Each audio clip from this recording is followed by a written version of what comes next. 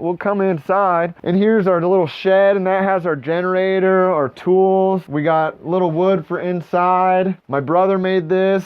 You know, it's not the most amazing piece of furniture in the world, but my God, we're not gonna throw it away. Normally we take off our shoes when we enter, but we're gonna make an exception this time. So now we are in the immaculate kitchen of our cabin here. Nothing spectacular, but you know, we got what we need and some. The oven wasn't here when we bought it. We brought the oven in, got some basic shelving, you know what I mean? Nothing spectacular. Don't mind the diet and the Whoppers. This was here, you know, the guy made this countertop. It's beautiful, you know what I mean? But this happened this year.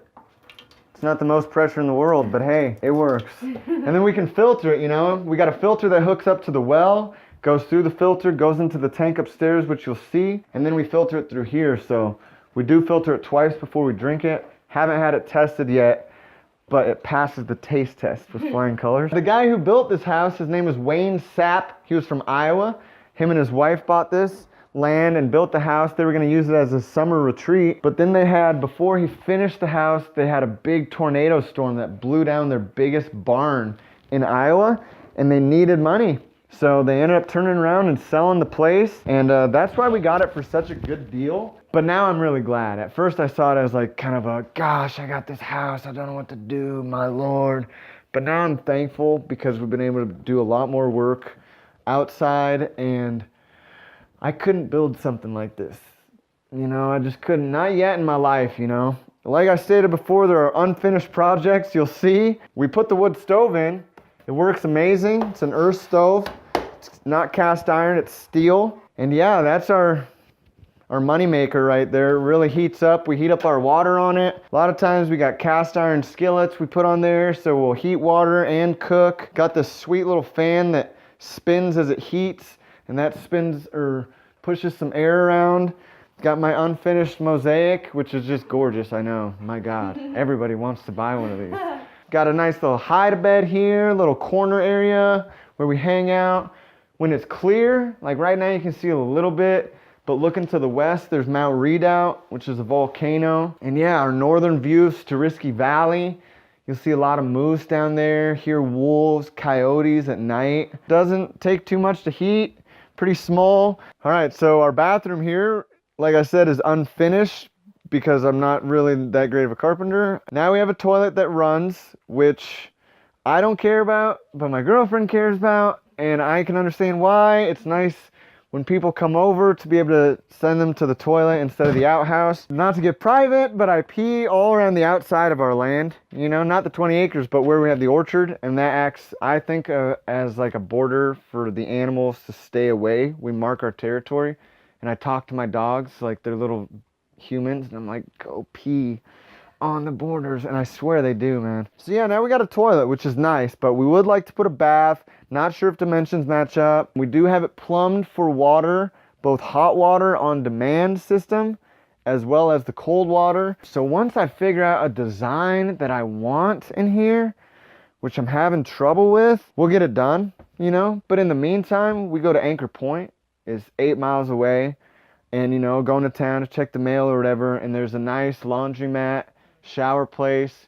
Pay $5, 11 minutes of hot shower. I mean, you know, I'm a infantryman myself, so I take like a 2-minute shower. A lot of times I don't take the whole shower. I'm like, all right, you know. So sometimes same thing as with the generator, like, do I need to do it? Do I need to make a shower in here, you know? But I know it would be nice at some point, especially if we want to rent it or just to have it finished. But so this is the bathroom. It's pretty basic right now. And then we have a back room back here that we just put some flooring down for, and that's generally used for, like, right now our worker.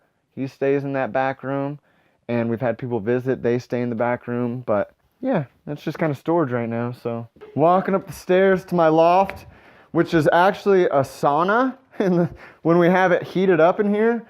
It's a beautiful thing and a bad thing, you know, having a loft like this. We don't have an overhead fan, which we would really like to get, or some other fan up here. But when it's cold outside and you have the heat blazing up here, I mean, you're sleeping desnudo, which is Spanish for without clothes. Like, you can't be in clothes. It's so hot, man.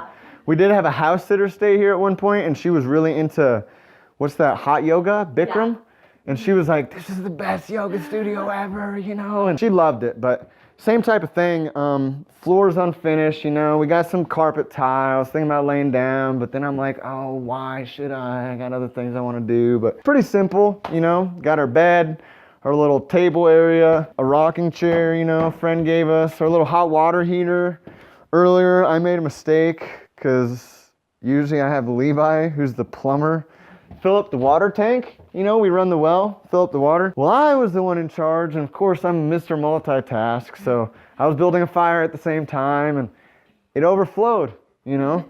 So we ended up having a little bit of water that went on the ground here underneath it, and I'm cleaning it up, so sorry for the mess. But it's our little closet space, you know, it ain't nothing spectacular, man, but it's easy, it's simple, you know, I don't spend a lot of time looking at what I'm gonna wear in the morning. I generally just put it on and go forth with my day. So yeah, I mean, it's nice up here, man. You know, you can sit in the rocking chair and look out to the north, and if it's winter, I mean, literally you can lay in bed and you can see the northern lights. I mean, my girlfriend's first winter was here in Alaska, her first winter. And on her birthday, October 1st of that year, I remember I woke, for some reason I had to wake up and go to the restroom, and I went outside on the deck and I looked up and they were just all over the sky. I was like, oh my God. I came upstairs like, Sunrisa, you gotta go, check it out. She's like, what? And she gets out there and literally just cries. She's just crying. Oh my God. Yeah, she was up for like 45 minutes, you know, like you can walk probably longer. Me, I've seen it so much, you know, I grew up in Nome, but seen it so much, it's like, oh yeah, the Northern Lights, it's great, you know, but it is really nice to be able to be in your own home, look out the windows, go on your deck. There's no light pollution, which is another huge quality in off-the-grid living. No light pollution. I see the stars. I see, you know, I wouldn't say Uranus, but I see some things out there, you know. And yeah, man, so it's nice. Yeah, this is the spot.